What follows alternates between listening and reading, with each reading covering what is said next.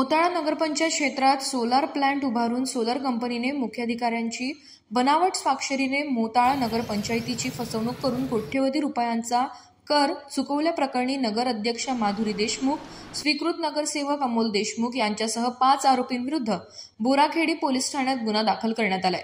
गुन्हा दाखल होऊन 13 दिवस उलटले तरी 5ही गुन्हेगार फरार आहेत। मोताळा नगरपंचायतीचे मुख्याधिकारी गणेश पांडे यांनी O2 power and cycle energy solar कंपनीला नगरपंचायतीचा 1,16,80,400 रुपये कर 3 वर्षासाठी भरण्याची नोटीस दिली आहे।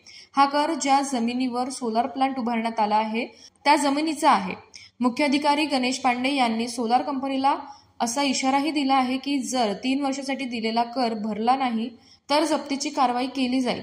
या टॅक्स व्यतिरिक्त सीईओ गणेश पांडे यांनी हे देखील स्पष्ट केले आहे की सोलार कंपनीला ज्या जमिनीवर सोलार प्लांट उभारला आहे ती जमीन अकृषिक म्हणजेच NA म्हणून घोषित करावी लागेल आणि कापलेल्या झाडांचा कर भरावा लागेल।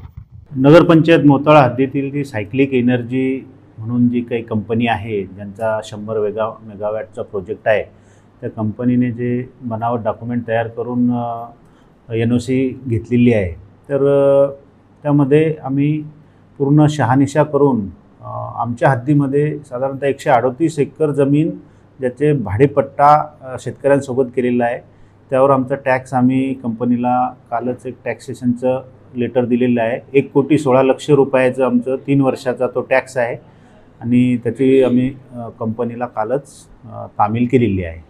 ही जी नोटीस आहे ही मालमत्ता करायची आहे आणि त्यांनी जे रेग्युलराइज करायचं आहे त्यासाठीचं विकास शुल्क त्यांनी ॲप्लिकेशन केल्यानंतर ते म्हणजे त्याचं वेगळ्या पद्धतीने आकारणी केल्या जाईल, यामध्ये ते समाविष्ट नाही। आणि वृक्षतोडीचाही अजून ते सर्वे आमचा सुरू आहे की किती वृक्ष कंपनीने या विनापरवानगीने तोडलेले आहेत, ते झाल्यानंतर आपल्याला कळवण्यात येईल। टॅक्सची एक पद्धत आहे आमच्या MMC ॲक्टमध्ये, नोटीस दिल्यानंतर तो टॅक्स भरावाच लागतो, अदरवाईज त्याला दर महिन्याला 2% व्याज आकारलं जातं आणि नंतर ते म्हणजे जप्तीपर्यंत ती प्रोसेस जाते। त्यामुळे टॅक्स हा काय म्हणजे तो बंधनकारकच आहे, त्यामध्ये काय माफी नसते।